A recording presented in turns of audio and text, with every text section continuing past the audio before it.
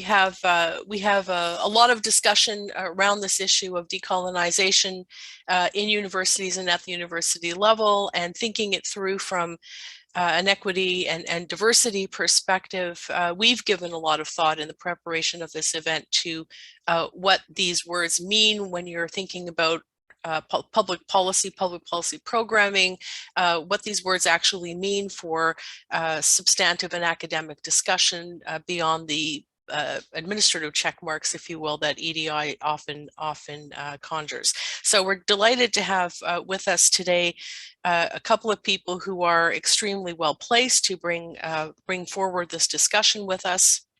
And I'm going to start with Professor Terri Givens. Terri was appointed in 2021 as the McGill Provost's academic lead and advisor on the McGill Action Plan to address anti-Black racism. She's a noted political scientist and author, and joined the Department of Political Science as a full professor. Previously, Professor Givens was the founding director at the Center for European Studies at the University of Texas, and led the university's efforts in Mexico and Latin America as the vice provost for international activities. She's the author and editor of several books and articles, and her most recent book is the memoir, Radical Empathy, Finding a Path to Bridging Racial Divides. Although I'm not sure, Terri, based on the latest discussion, whether it's actually your latest book. But anyway, certainly the work on empathy and radical solutions to seemingly intractable problems is one of the reasons we're delighted to have her here to help share her research and inform ways in which public policy can be transformed and reframed through a lens of decolonization. And I believe you're joining us today from somewhere near San Francisco in California, so you're very welcome.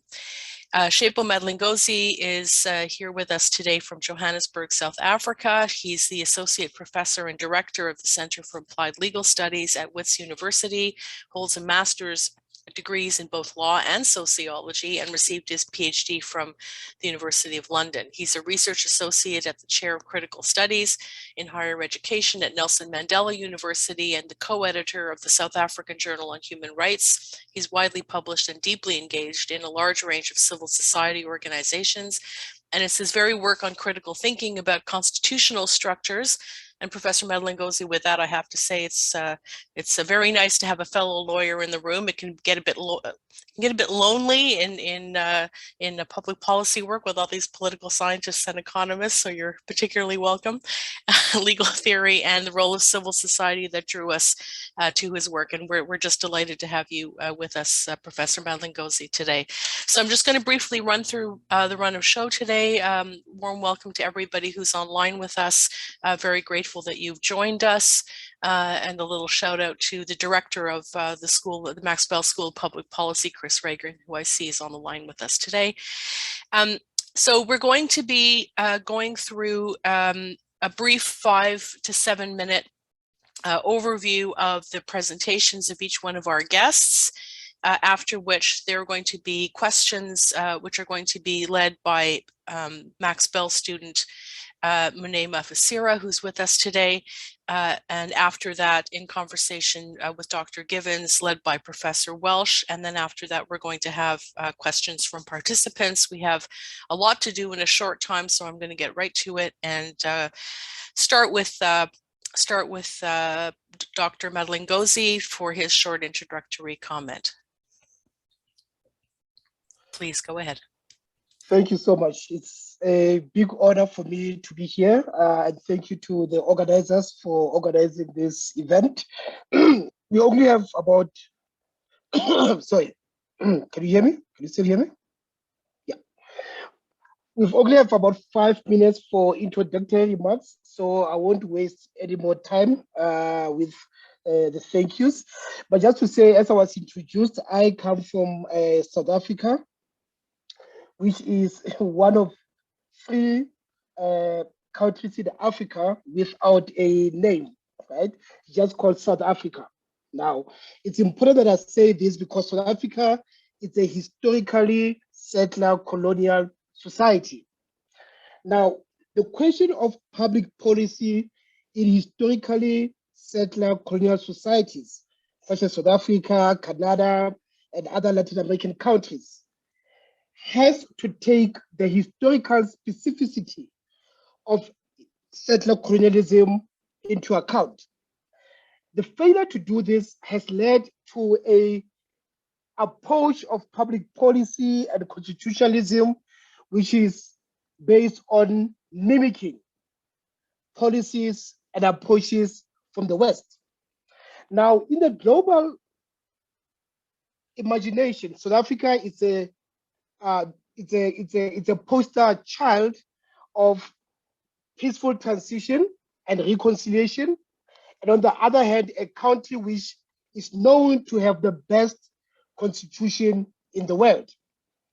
Those two pillars, a beautiful transitional justice as well as a well-crafted constitution, means that South Africa is known as one of the countries that should be leading in public policy.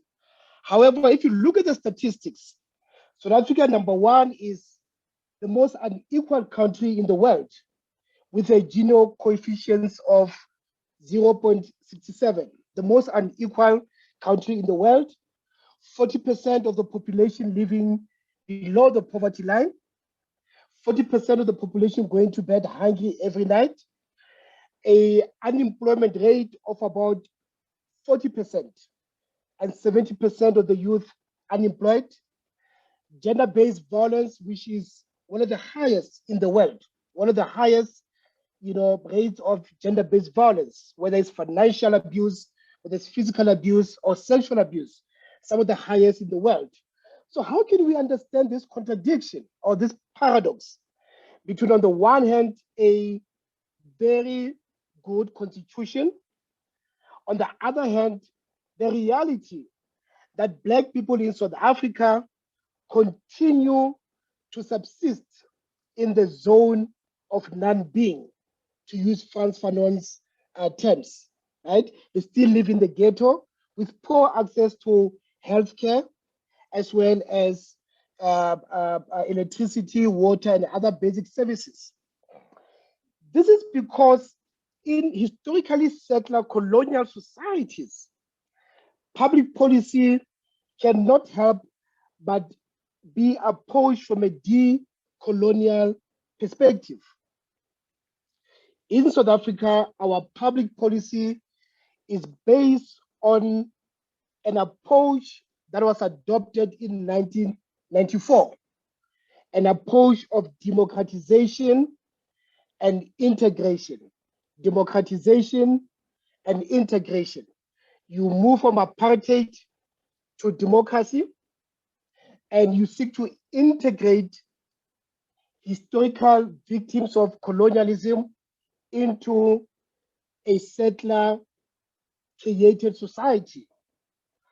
So South Africa was never decolonized in 1994.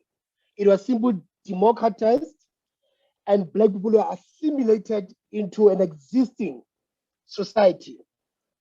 The outcome of this is a neo-colonial society or a neo-apartheid society. And you see this with the what I call the 5 crises of post-apartheid constitutionalism.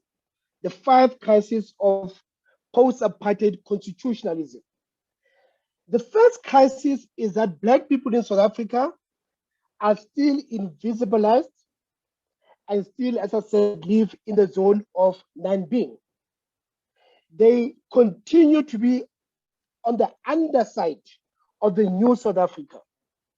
And this is what happens when you don't decolonize and destroy the settler-created society, but you simply assimilate historical victims of colonialism.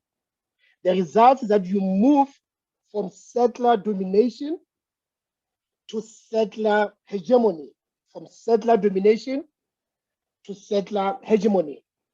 The second crisis of post-apartheid constitutionalism, from a public policy perspective, is that African law, or so-called indigenous law is still subservient to Roman Dutch law, to European law.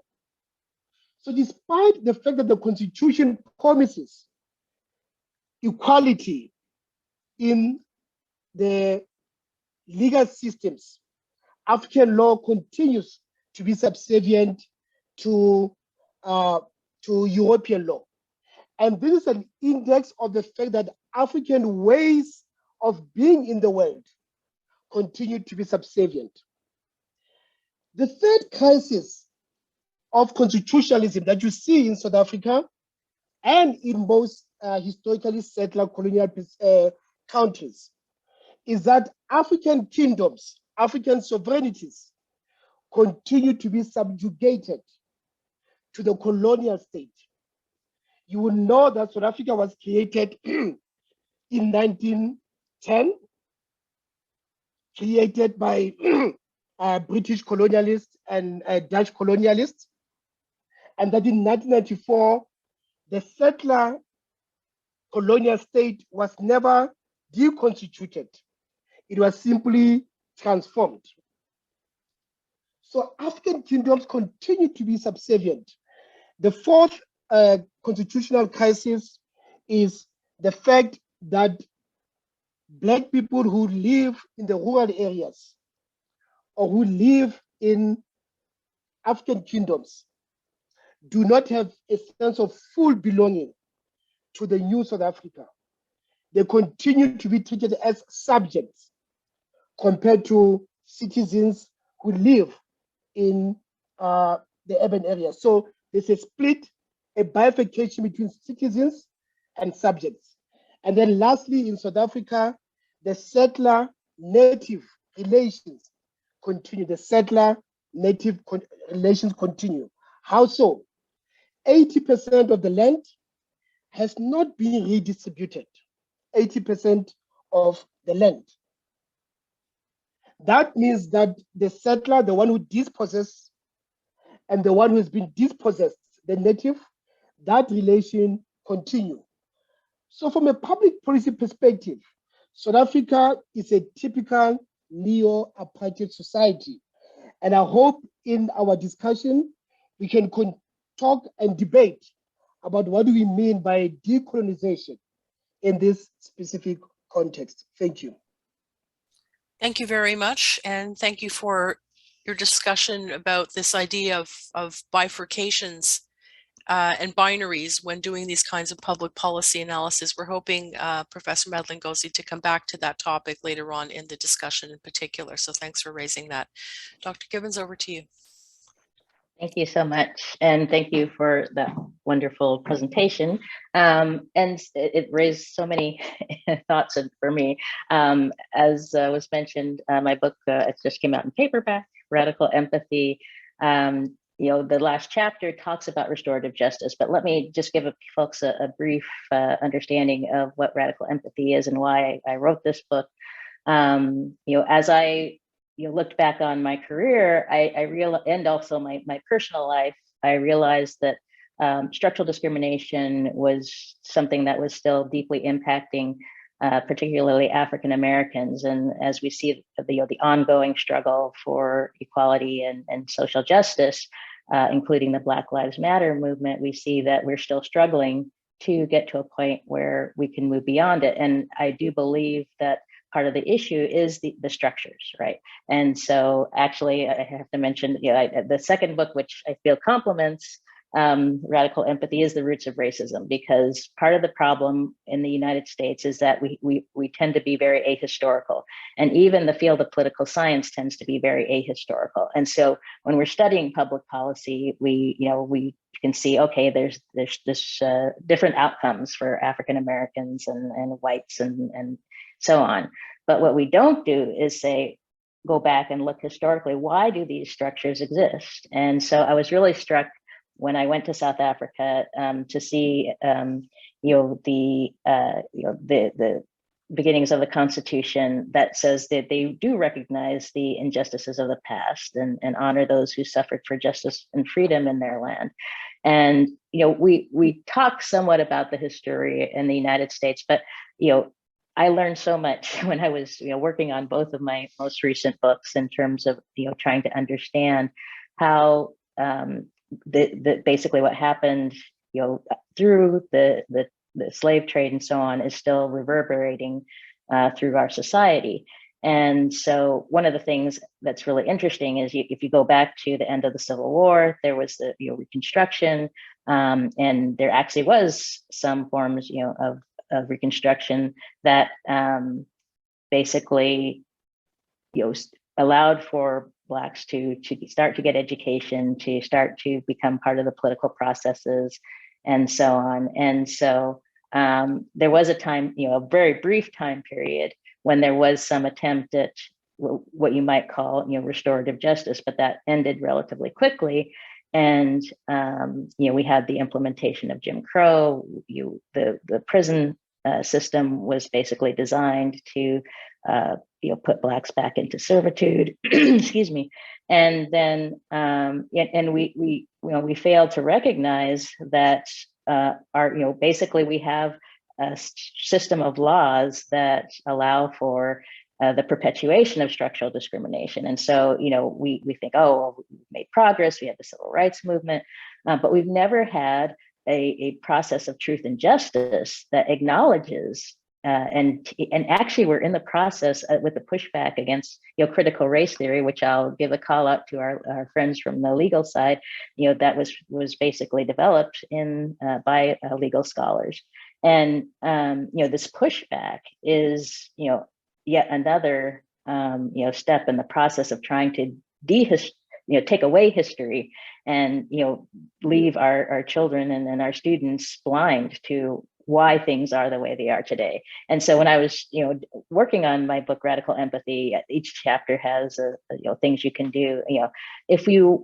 All you have to do, I'm in Menlo Park, California at the moment, and if you walk around this neighborhood, you can see the impact of structural discrimination. And even though you'll see all these houses with their Black Lives Matter signs, the reason I call it radical empathy is it's not just about having empathy, it's about taking action. And that is the really critical component. The 6 steps are, first of all, you have to have this willingness to be vulnerable. And that vulnerability is all about trying to understand your own personal history, but also the broader history of our country and acknowledge how unjust the system has been.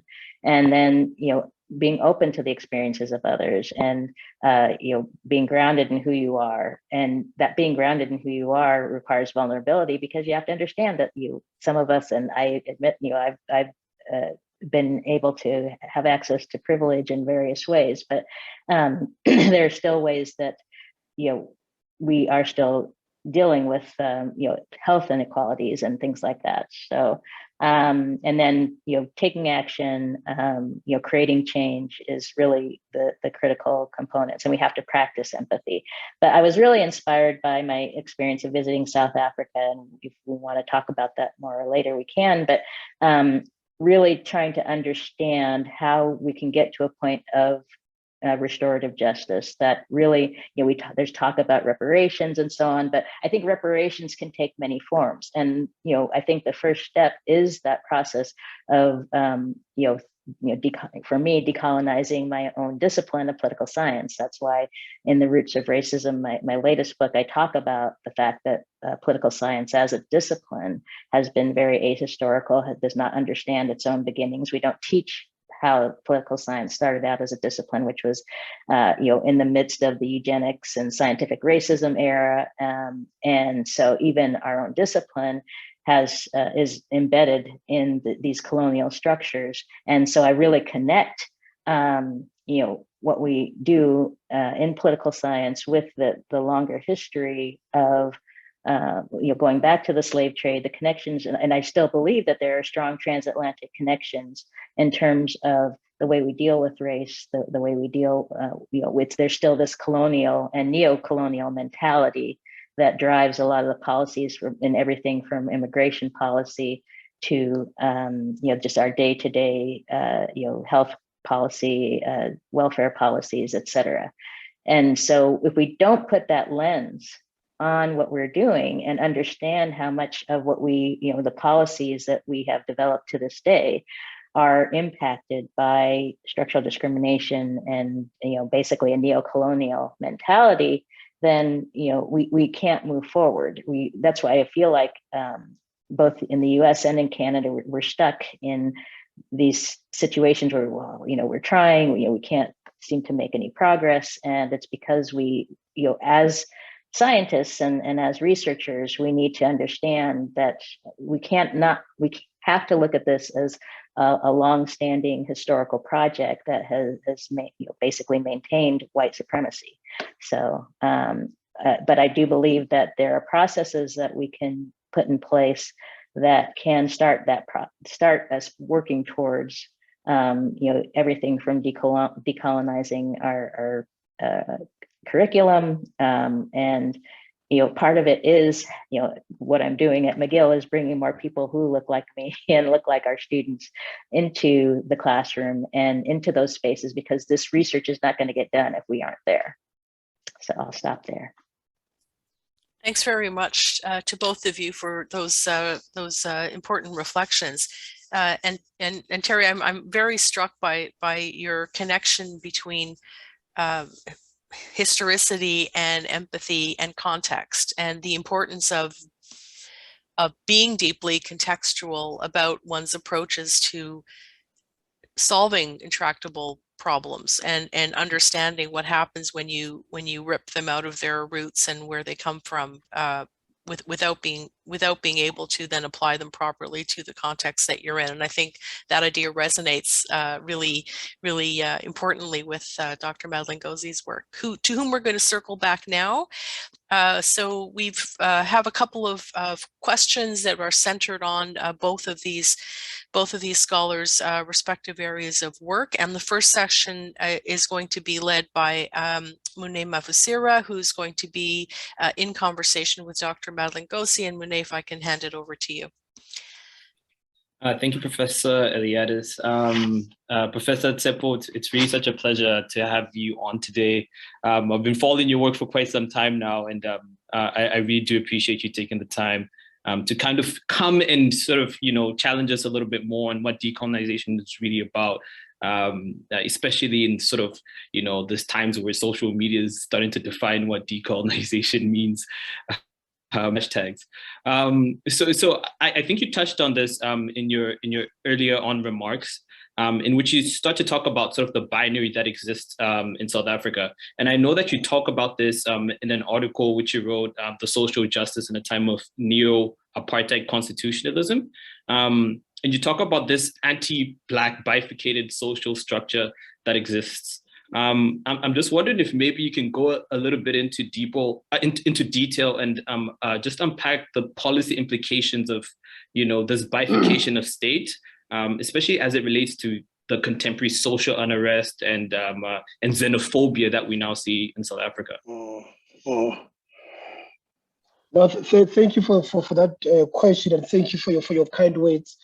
Yes, as I mentioned, South Africa is in a dispensation that we can call a neo-apartheid constitutionalism. I mean, it would be unfair to say South Africa is still under apartheid, but at the same time, South Africa is not post-apartheid. It's not a post-colonial by any stretch of the imagination. And the results of this are twofold.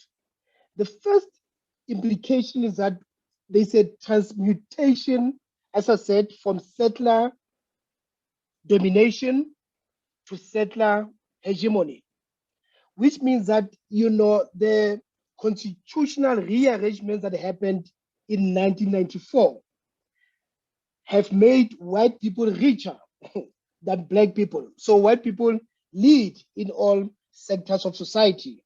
So a move from settler domination to settler hegemony.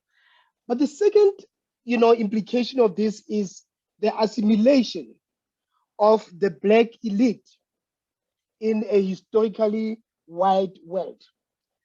I really want to specify and those two implications, because in most of our analysis, in all these countries, we are not very specific about what has happened after a liberal constitution has been adopted. The public policy implications of this are a lot.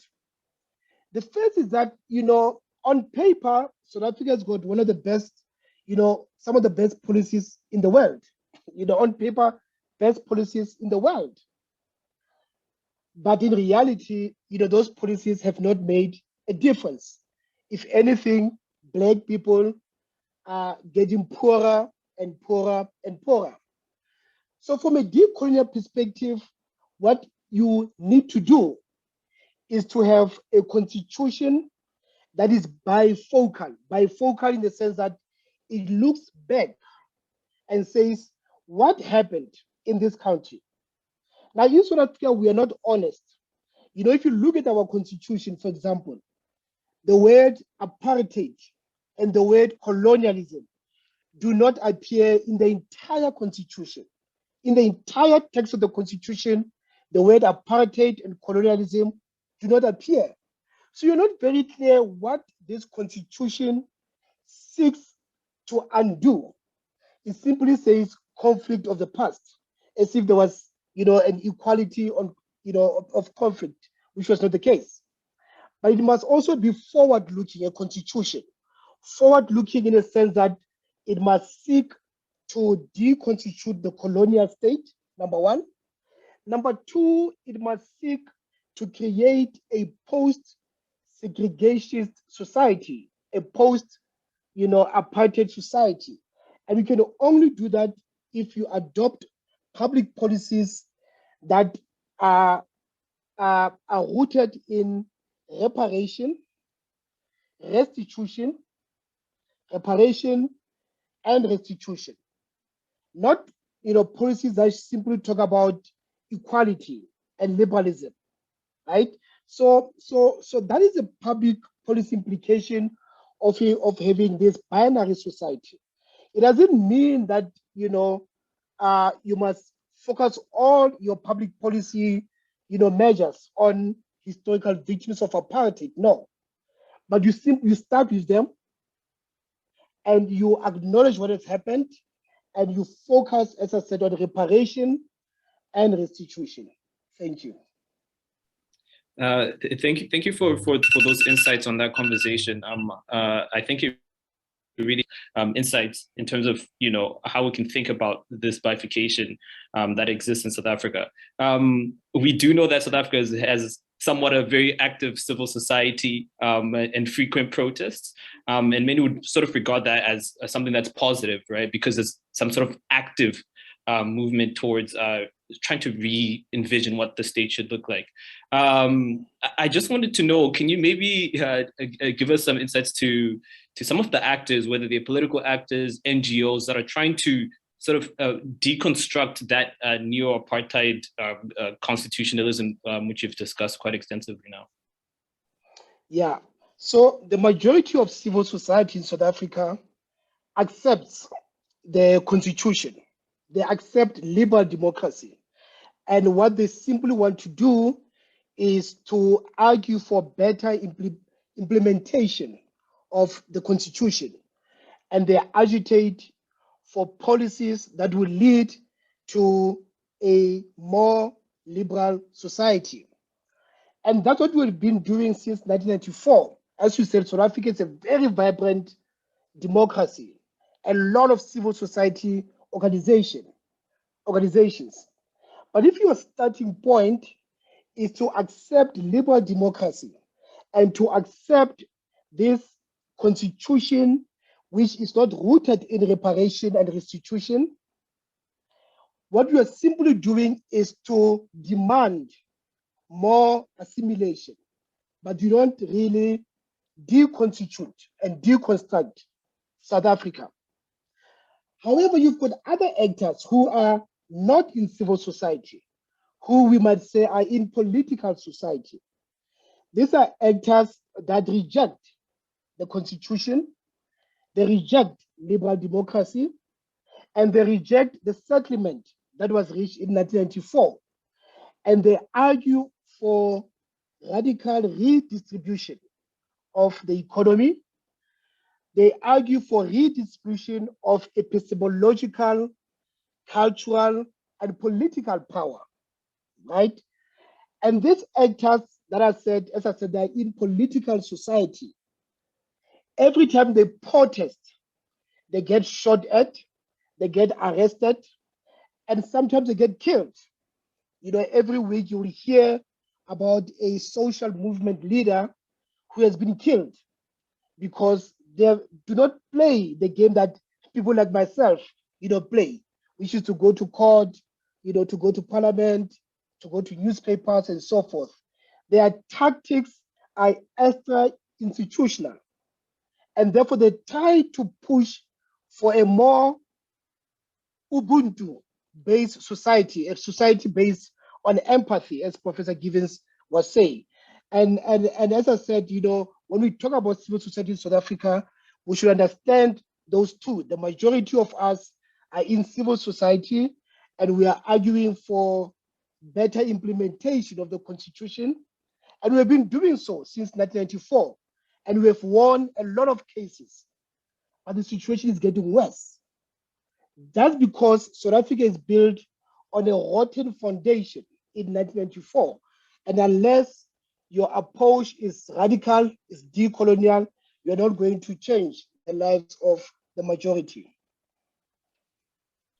Yeah, I think I would like to just build up one more time on your insights on this question before I give over to Professor Walsh. But I mean, we've seen quite a bit of movement again within sort of the political space, whether you're looking at the economic freedom fighters led by Julius Malema, or you're looking at Lindiwe Sisulu, who's a cabinet minister within the ANC, and they've kind of been pushing for you know, really challenging the Constitution itself. Do you see those elements really succeed in the long term? Yeah, in the long term, not in the short to medium term, you know, because of a number of reasons. As I said, the majority of civil society is convinced that change can come from a transformative constitutionalism or a transformative constitution, not, you know, as opposed to a decolonial constitution. And in South Africa, they say fetish of the Constitution. The Constitution is seen as a Bible. You can't even question it. When you question it, people use words like, you know, you are a populist, right? You are a populist, you are a demagogue, you know, you are a right wing. But people are simply asking specific questions. You know, this Constitution is a product of compromise between Nelson Mandela and the National Party. It's a product of compromise. Being a product of compromise, there's no way that it can lead to radical change. Therefore, people are saying 27 years later, we need to radically challenge the framework on which this society is built, and that is this Constitution. Julius Malema, who is a political party leader, as well as some radical voices within the ANC, I don't think they will succeed soon, because there's an alliance between the black elite of the ANC and the white monopoly capital, you know, those who own the means of production. That alliance is a very powerful alliance. And if you step outside of that consensus, you can be, you know, be either delegitimized or even killed. So I am not hopeful that they will succeed in the short to medium term, no. Thank you so much, Professor Madeleine Gozi. I really wish we could go even more, but I'll leave over to Professor Walsh to carry on the conversation for now. Thank you so much. Thank you.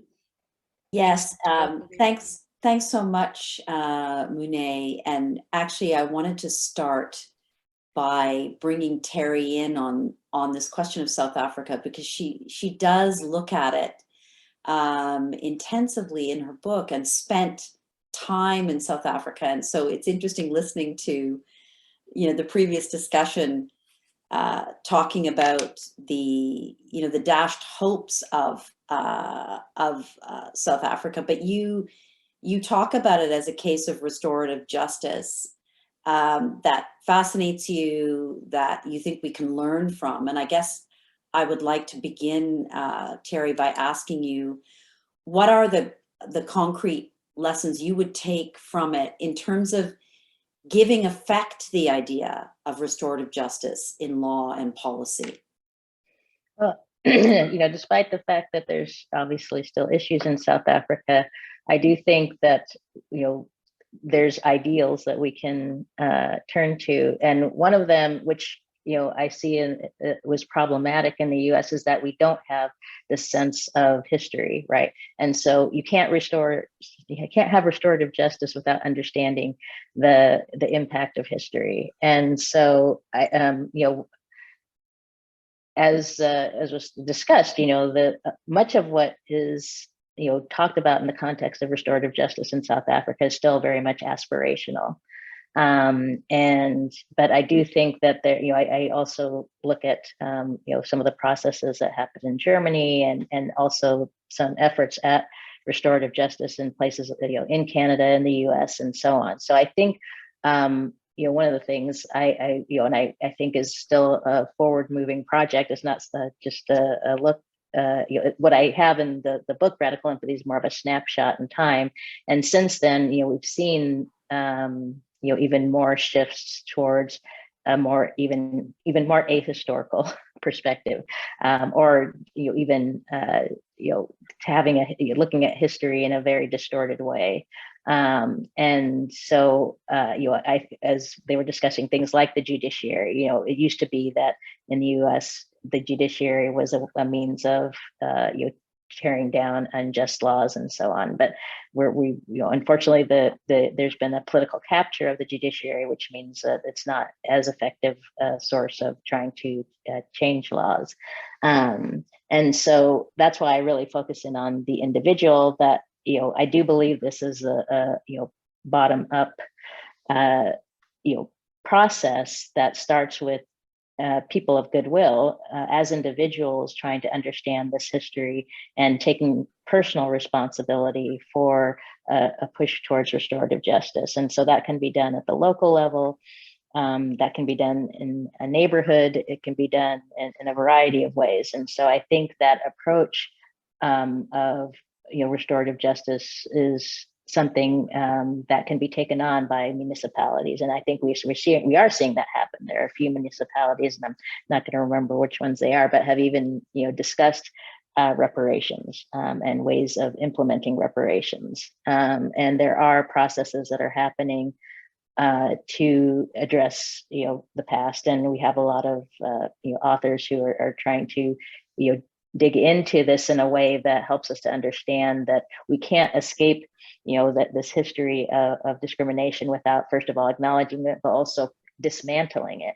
And I think that is the component that there's a process that we have to start putting into place that recognizes the history, that looks at the laws and how they are really implemented in unjust ways. But not just that. I mean, it's understanding that we are all impacted by bias, which is why we see poor health outcomes. It's why we see inequality, and inequality has just exploded in the U.S. and around the world in the last couple of decades. And so it's going to be very intractable. But if we don't start somewhere, we aren't going to make any progress. So we have a school of budding policymakers at Max Bell, and I know one of the parts of the book that I focused in on was your discussion around there were people of goodwill trying to address structural racism in the United States, right? But you talk about its persistence, right, despite those efforts. Mm-hmm. And I wonder, there are obviously many factors that contribute to that persistence, but when you stand back and look at it, where what are the few factors you would really focus on that you think explain the persistence, the inability of various efforts over time to undercut structural racism in a way that would have more profound impact? Well, first of all, I think there's this tendency to and I'm sure many of us have experienced this, is, you talk about even personal experiences. Oh, that wasn't racism. You're wrong. So there's this inability or resistance to even acknowledging that racism exists, and it's problematic in the sense that I feel like sometimes there's this like gaslighting process that's happening, where even in, like I said, I look at this in my own field of political science. I was told back in the late 90s that when I was starting to do this work, it was like, oh, racism doesn't exist in Europe or in France or these places. And so I think part of the intractability, first of all, is that it's hard to see if you just look at the basics of the law, and say, okay, well, you have equal rights. It's in the law, it's in the part of the Constitution, whatever. But the reality is that those structures have been implemented. I mean, you can just look at the prison system. I mean, and the policing. It's very clear that the way those things are implemented are not done in a way that addresses underlying structures that lead to very, very biased outcomes. And so, and this goes back to the actual formation of these structures. And so if we, it's really, in a sense, an educational process, which is why we're seeing this pushback, is people don't want the education to happen. And I can think back to when I was growing up. You get this very this picture, especially in the U.S., of well, we were founded as a democracy, and we have all the equality and all of this, and when, yes, there may be issues, but we're working to fix them, but we haven't really been working to truly fix them. There's been little doors opened up here and there, for a few of us to get into the academy, for a few of us to get education, but we still see large parts of the population who are still struggling in poverty, and it's nothing like the situation in some other countries like South Africa, but still it's there are these ongoing issues, and we have this very individualistic approach to it, in the sense that, oh, it's these people just, or that person just can't pull themselves up by their bootstraps. And the reality is we tend not to look at the systemic factors that are impacting people so that they can't get into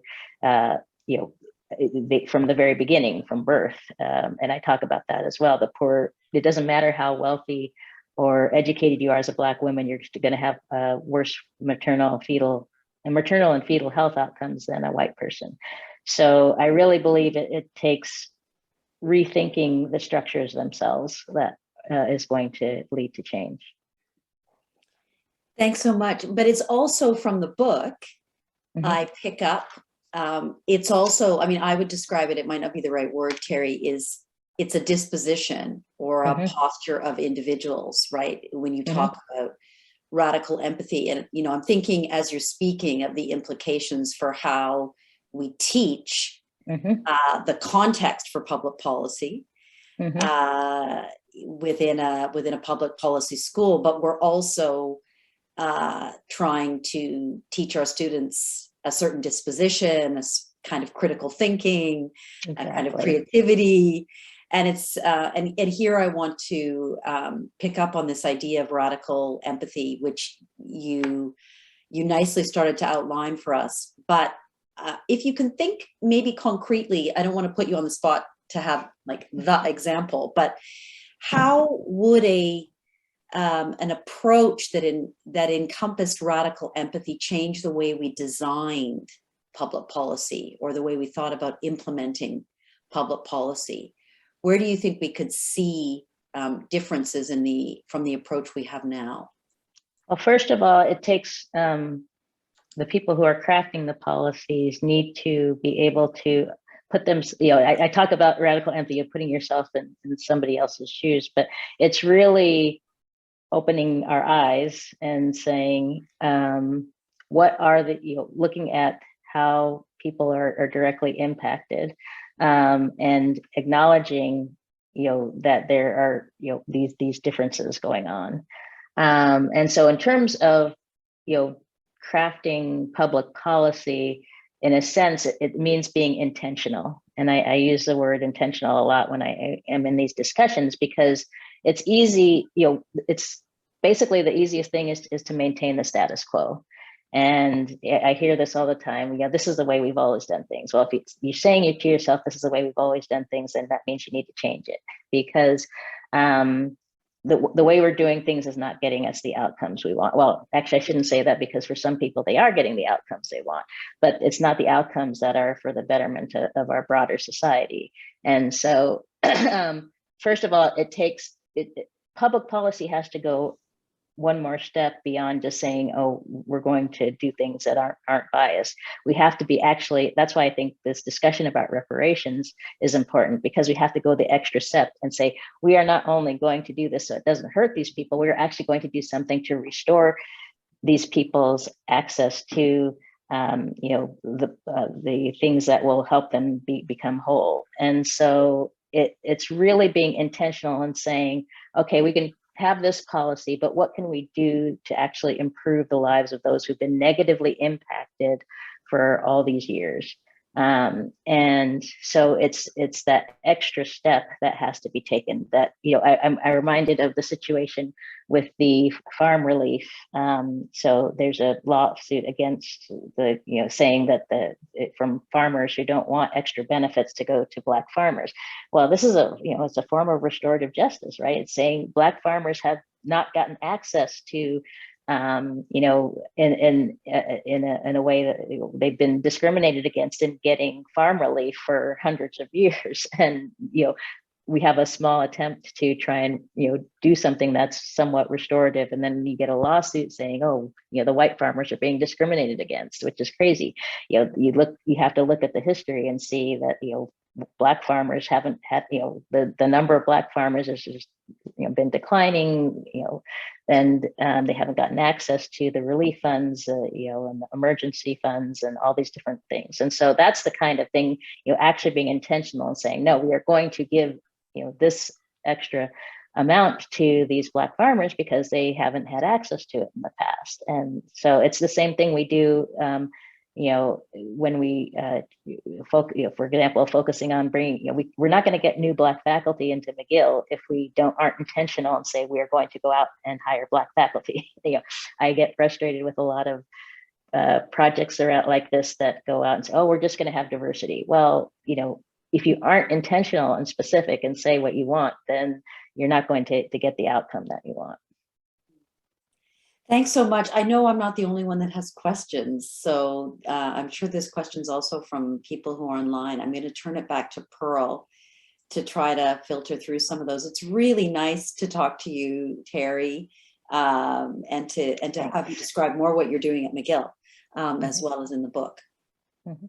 Thanks so much to everyone, and thanks to Jen and to Monet for leading those sessions so ably. So I'm reflecting a little bit on this question of restoration and reparations and its connection to constitutionality and history and empathy, and what happens when you stick those together. There was a very interesting book published a little while ago by an American scholar called Lynn Hunt, who takes the position that when you that the origins of human rights are really grounded in a sort of post-Enlightenment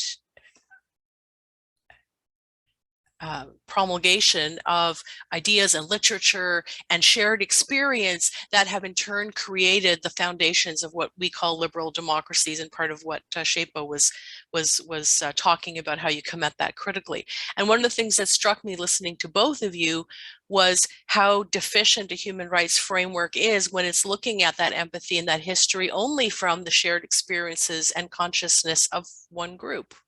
And then how can you, and if that is indeed the historical context, and as somebody who's not a historian, I was very interested in and influenced by Hunt's work, but I think one needs to take, after listening to both of you, that one step further. And from that perspective, I'm interested in hearing from both of you about about what your thoughts are on maybe the connections between, South African reparations and what that might look like, and the reconciliation process that went on in South Africa, the reconciliation process that is trying to get going here. What might that look like, in the United States? And obviously in Canada, we have a particular perspective here. Our own land acknowledgement at Max Bell specifically says that we acknowledge the ways in which public policy has contributed to or failed to address systemic oppression. And that was developed in the context of our land acknowledgement, but it seems to me that has much wider repercussions, looking at the Indigenous situation, but also looking at the experience of historically marginalized people. So love to get your thoughts, if both of you, on this idea of contextual reparation, what reconciliation would look like for you. And perhaps, Tshepo, I can start with you. Thank you. The first thing to say is that in South Africa, there was never reconciliation, right?